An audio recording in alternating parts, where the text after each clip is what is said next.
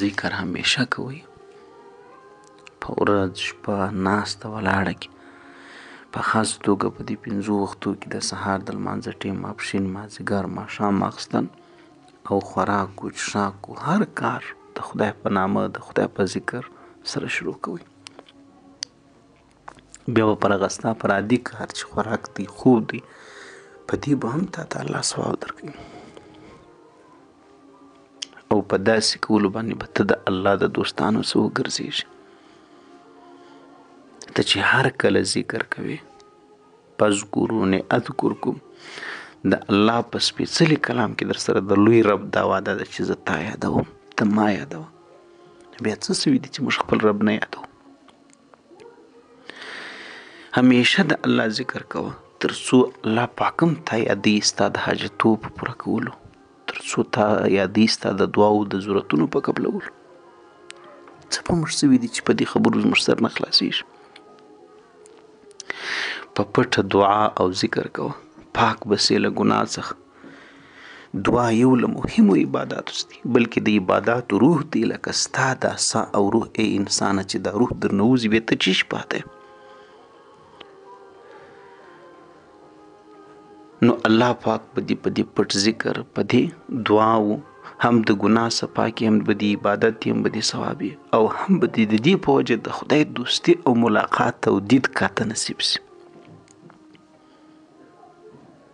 لاسونه کله کله ډېر په عاجزي باندې الله ته پورته کوه. دا د دعا په قبولیت کې اثر لري. دی نه چې لاسونه دې پورته کړي وي خو بلې خواته ګوري.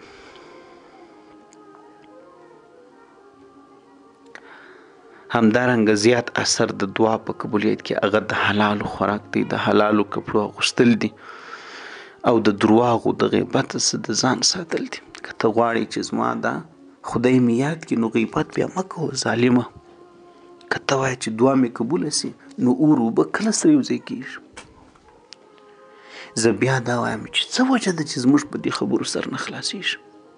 د دنیا په دې کیسو خو پوهېږي چې دا شی ټایلینډ جوړ کړی دی. هلکه ټایلینډ دی چیرې؟ ټایلینډ پېژنې، چین پېژنې، روس پېژنې، امریکا پېژنې؟ دا مسلمانۍ په خبرو دي ولې ړوند کوڼ یې. د دعا قبلېدل او د دعا هیئت او مثل دی لکه یو مرغه بې له وزور الوتی سي، یا ستا دعا بې له دې چې د ذکر او د دعا ادب او اخلاص او د غیبت ځان راګرځېدل، درواغ نه ویل، په خلکو کې پیسکو فساد نه خپرول، د خلکو خیرخواهي، دا هغه وزر دي. نو ته باید دې شیانو څخه ځان وساتي او خیرخواهي باید په تا کې چې څه دي د ځان لپاره خوښ هغه د بل مسلمان لپاره هم چې ته کامل مؤمن سي، ته ذکر وکړې، ته اخلاص ولري، ته رښتونی یې، په رښتیا ګوري د الله سره تعلق کې. د الله سره تعلق په دروغو نه نیول کېږي. عادي په رګ، په مزغو، په هر څه خبر دی. ته نه وې پیدا سوی، الله پاک په تا علم درلودی چې ته به چی شي. بابا که ته غواړې چې الله په دربار کې د دعا قبوله سي، دا ستا د دعا په شکل د مرغه چې کوم دی دا در الله پورې ورسېږي، نو دې له وزر د اخلاص ورکړه، دې له وزر د پرهیز ورکړه.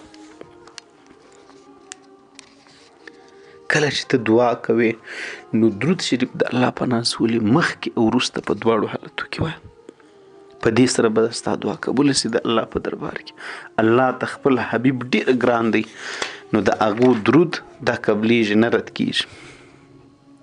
چې د دعا د قبلېدونو وختونه دي هغه دا دي د اذان په وخت کې، د اذان څخه وروسته، په ورځ د جمعې او دارنګه د جمعې په ورځ کې اخرنۍ ساعت د مازدیګر د لمانځه څخه د ماښام د لمانځه پورې،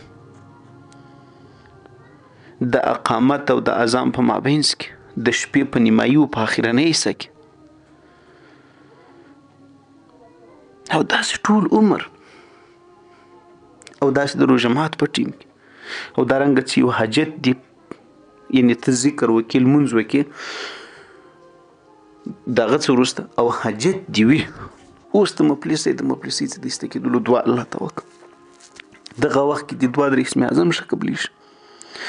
کله چې د زړه نرمي، کله چې یو مسلمان ته یو حاجت ور پوره کړې د هغو ته یو نفع ورسوي او هغه لاسونه تا لپاره پورته کړي، ته مسلمان خوشحاله کړي او هغه تا لاسونه پورته کړي، دا دعا د غنیمت ته ځان لپاره وکړه.